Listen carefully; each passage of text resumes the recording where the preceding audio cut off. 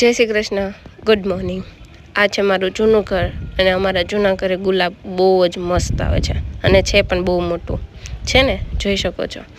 પછી મેં કીધું લાય આજ તો વરસાદ આવ્યો છે, તમારા ઘરે કઈ રીતનો માહોલ છે? અમારા ઘરે તો આ રીતે જો બધી કપડાં લટકે છે ફરતે કોર.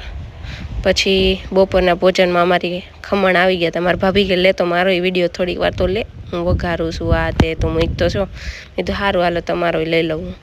પછી મારી દીદી એને હેલ્પ કરતી હતી થોડું ઘણું. આ ખાંડનું પાણી નાખીને મસ્ત ખમણ ખાવાની મજા આવી ગઈ.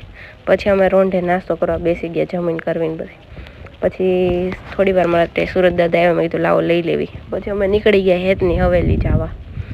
તો અમે જતા હતા પણ અમારે જો ત્યાં લાઠી આવે, તમે ક્યાંના છો જરાક કહેજો ને કમેન્ટમાં. આવી ગયું છે હેતની હવેલીએ આ તળાવ. અમે થોડીક વાર લઈ લીધું આ દાદાનું સરોવર. પછી મેં કીધું હાલો આપણે કોઈ છે જ નહીં ત્યાં તો થોડીક ફોટોગ્રાફી કરી નાખવી. તો અમે આ રીતે વિડીયો શૂટ કરતા હતા. મારી દીદીએ મસ્ત રીતે લઈ દીધું છે, મને મજા આવી.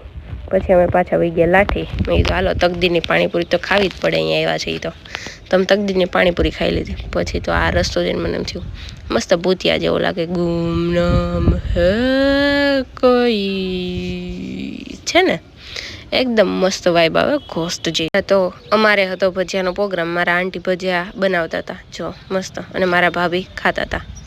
દેખાય છે ને.